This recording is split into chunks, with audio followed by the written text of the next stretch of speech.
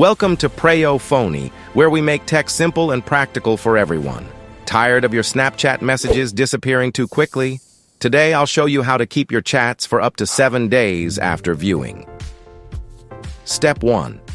Update Snapchat. Make sure your Snapchat app is updated to the latest version. This ensures you have access to the newest chat settings feature. Step 2. Open chat options. Open Snapchat and press and hold a friend's name in your chat list. This will bring up chat-specific settings options. Step 3. Access chat settings. Tap chat and notification settings from the menu.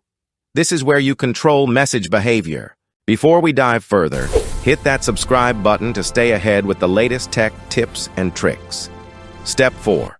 Change delete settings. Tap delete chats to adjust how long messages stay. Select 7 days after viewing from the available options. Step 5. Apply to other chats. Repeat these steps for any other conversations you want to update. Note that this feature works only for individual chats, not group chats. And that's it. Now you know how to keep your Snapchat chats for 7 days instead of disappearing instantly.